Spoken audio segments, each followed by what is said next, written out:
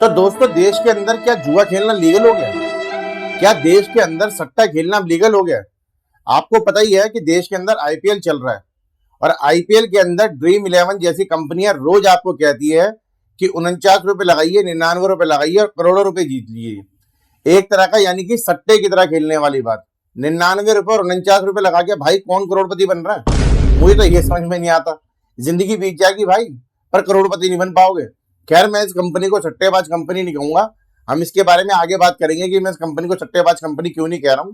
पर आज हम ये जरूर जानेंगे इस वीडियो में कि ड्रीम इलेवन की शुरुआत कैसे हुई, ड्रीम इलेवन खुद कितना पैसा कमाती है और यहाँ पे जो ड्रीम इलेवन में जो फैंटेसी ऐप गेम खेलते हैं उनको कितना फायदा या नुकसान हो रहा है और कंपनी को कितना फायदा नुकसान हो रहा है, इससे सरकार का क्या फायदा हो रहा है।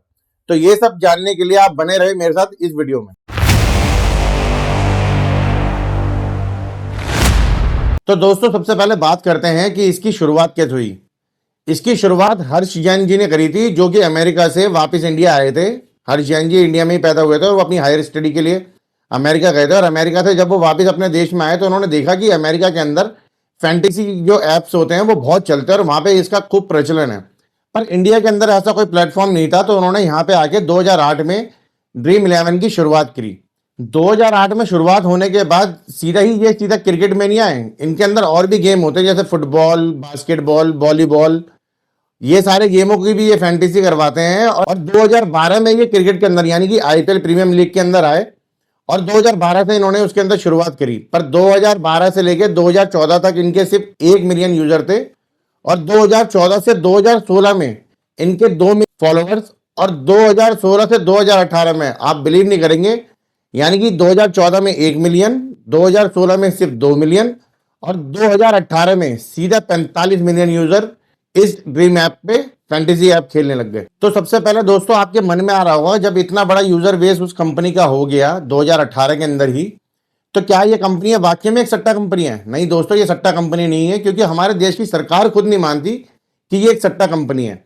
हालांकि जब ये कंपनी स्टार्ट हुई तो इसमें बहुत से एलिगेशन लगे और बहुत लोगों ने इसके खिलाफ एफआईआर दर्ज करी, हर्ष जैन जी के खिलाफ और ड्रीम इलेवन के खिलाफ। पर हाई कोर्ट ने इसको अपील देते हुए ये कहा कि ये गेम ऑफ चांस नहीं है या गेम ऑफ लक नहीं है, ये गेम ऑफ स्किल है। यानी कि गेम ऑफ चांस और गेम ऑफ लक आप कह सकते हो कि जैसे सपोज आपने कोई टॉस उछाला, तो टॉस उछालने के बाद हेड आएगा या टेल आएगा वो आपके हाथ में नहीं है। पर कोर्ट ये कहती है कि इसके अंदर जीतने के लिए जो स्किल है वो लोग बाग खुद लगाते हैं। वो पूरा जोड़ हिसाब लगाते हैं कि भाई कौन से हमें प्लेयर लेने, क्योंकि इसमें एक्चुअली ऐसा नहीं है कि आपने जैसे इंडिया या पाकिस्तान का मैच हो रहा हो तो आपने एक टीम के ऊपर पैसा लगा दिया कि ये टीम जीतेगी और आपको सीधा सीधा पैसा मिल जाएगा, तो वो हो गया सट्टा। पर ड्रीम इलेवन क्या कहता है? ड्रीम इलेवन कहता है कि आपको दोनों टीमों में से प्लेयर चुनने हैं। 7 या 5 का कोई कॉम्बिनेशन होता है या 6 या 5 का कोई कॉम्बिनेशन होता है इनका, 7-4 का या 6-5 का ऐसा कोई कॉम्बिनेशन होता है। वो आपको कोई कॉम्बिनेशन बनाना होकर पूरी अपनी 11 प्लेयर की एक टीम बनानी पड़ती है। उस टीम बनाने के बाद आप खेलते हो, तो उसमें आप ये नहीं कह सकते कि आपने एक टीम को सिलेक्ट करा, क्योंकि आपने जो प्लेयर सिलेक्ट करे हैं वो आपने दोनों ही टीम से सिलेक्ट करें। कैप्टन, वाइस कैप्टन, ऐसे बहुत से वो होते हैं जिसको कोर्ट ने देखते हुए कहा कि ये गेम ऑफ चांस नहीं है या गेम ऑफ लक नहीं है, ये गेम ऑफ स्किल है। तो गेम ऑफ स्किल को हम सट्टा नहीं कह सकते। तो ये हाई कोर्ट ने जब इसको बोला तो इसके खिलाफ लोग बात सुप्रीम कोर्ट तक गए, पर सुप्रीम कोर्ट ने ये कहकर टाल दिया कि भाई जो हाई कोर्ट कह रहा है वो बिल्कुल सही कह रहा है। और इसके बाद से ही इसके ऊपर इतने इन्वेस्टर और इतने यूजर आने लग गए कि इस कंपनी के साथ साथ बाकी और भी ऐसी बहुत सी फैंटेसी कंपनियां हिंदुस्तान के अंदर खुलती चली गई। तो दोस्तों, सुप्रीम कोर्ट का फैसला आने के बाद ही लोगों ने इसको सट्टा कंपनी या जुआ कंपनी बोलना बंद कर दिया और ये बन गई फैंटेसी कंपनी। तो हम भी अपनी पूरी वीडियो के अंदर इस कंपनी को फैंटेसी कंपनी ही बोलेंगे, क्योंकि मैं भी नहीं मानता कि ये जुआ कंपनी है, क्योंकि जब हमारे देश की सरकार ही नहीं मानती तो मैं कैसे मान लूँ। तो दोस्तों, बात करते हैं कि इसमें जीता कैसे जाता है या इसमें कंपनी का कैसे मुनाफा होता है। देखिए, इसके अंदर होता क्या है, 99 रुपए की लीग होती है। 99 100 रुपए से आप लीग खेल सकते हैं, जिसमें करोड़ों रुपए के प्राइस पूल होते हैं। आप उसको खेलने के लिए आप उसमें अकेले नहीं होते, उसमें करोड़ों लोग उसमें खेल रहे होते हैं। अगर मैं मान के चलूं कि अगर 1 लाख बंदा भी खेल रहा है तो जिसकी प्राइस मनी हो जाती है सीधा सीधा 1 करोड़ रुपए। अगर आप 100 रुपए मिलाते हैं और 1 लाख बंदा खेल रहा है तो 100 करोड़ रुपए इकट्ठा होता है, सॉरी 1 करोड़ रुपए इकट्ठा होता है। उस 1 करोड़ रुपए में जो उसका प्राइस पूल होगा वो होगा 80 लाख रुपए। तो जो 20 का आप कहेंगे जो 20 का 20 लाख रुपए वो कहां गया? तो जो 20 लाख रुपए है यही कमाई है इन सारी कंपनियों की। ये 20 से 25%, कहीं तो बाहर तो 30-30% अपना कट रख लेते हैं और इसमें सरकार को भी बहुत मोटा मुनाफा होता है। पहले ये सरकार उस मुनाफे में पैसा लेती है, जो हमारी इंडियन गवर्नमेंट है वो जीएसटी और टैक्स के नाम पे पहले कंपनी से टैक्स लेती है, और फिर जो प्राइस पूल इकट्ठा हुआ है उस पर जीएसटी और टैक्स लगाती है, और फिर उसके बाद अगर कोई जीत भी जाता है तो उसके ऊपर भी जो आपने सुना होगा सेक्शन कोई होता है, मेरे को शायद उसका नाम ध्यान नहीं है, उस पर 30% काट के, यानी कि सपोज आपने 1 करोड़ रुपए ड्रीम इलेवन के ऊपर जीते तो उसमें से 30 लाख रुपए सिर्फ टैक्स के नाम पे काट के आपके हाथ में सिर्फ 70 लाख रुपए ही आएंगे। तो 30 लाख रुपए सरकार के पास भी चले जाते हैं, इसलिए ही सरकार इसको भी बैन नहीं करती, और सरकार इस पूरे फैंटेसी जैसे ऐप के ऊपर बिल्कुल मौन है। और ये सारी की सारी कंपनियां ना आपको बड़ा लुभाने के लिए बड़े अच्छे अच्छे बंदों को लेके आती है। जैसे कि सबसे पहले इन्होंने जो शुरुआत करी थी वो करी थी हर्ष भोगले के साथ। हर्ष भोगले के बाद फिर इन्होंने शुरुआत करी धोनी के साथ, जिनका कैंपेन आपने सुना भी होगा, खेलो दिमाग से। खेलो दिमाग से, खेलो खेलो दिमाग से। ड्रीम 11 पे सब खेल रहे हैं दिमाग।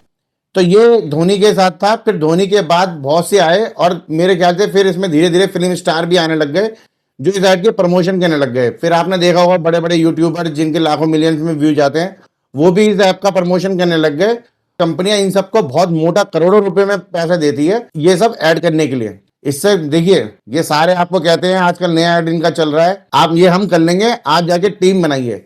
जो आपको ये खुद कह रहे हैं ना, वो खुद क्रिकेट खेल रहे हैं, और इसमें जीतने की पॉसिबिलिटी इतनी है कि अगर मैं धोनी को कहूँ ना बैठ के कि तू अपनी टीम बना ले, तो वो भी 1 करोड़ रुपए जीतने में ना उसको कई साल लग जाएंगे, तब जाके शायद हाँ वो पीछे से कुछ हर्ष जैन जी कुछ कर दे तो कर दे।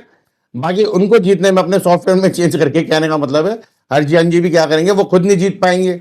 अगर वो अपने एल्गोरिदम के हिसाब से खुद चलेंगे तो वो खुद भी नहीं जीत पाएंगे। पर क्या ठीक है, अगर धोनी जिसको क्रिकेट की इतनी नॉलेज है, जो आपको कहता है खेलो दिमाग से, मैं धोनी जी को कहना चाहूंगा अगर आप खुद भी अपनी एक टीम बना लोगे ना तो आप खुद नहीं जीत पाओगे। पर यहाँ पे लाखों युवाओं की जिंदगी खराब करी जा रही है, जो अपने घर से इतना बड़ा बड़ा पैसा लगाते हैं, हार जाते हैं और उनके ऊपर कर्जा हो जाता है, उनकी अपनी जिंदगी खराब हो जाती है, फैमिली के परिवार की जिंदगी खराब हो जाती है, फाइनेंशियल स्ट्रेस अलग होता है उनको। और बहुत से केसों में तो आपने देखा होगा कि लोग भाई ऐसे आने के पे कोई गलत कदम भी उठा लेते हैं। तो मेरी आप सबसे निवेदन है दोस्तों कि ऐसे ऐपों के चक्कर में ना पड़ें, मेहनत करें और मेहनत करके ही पैसा कमाएं।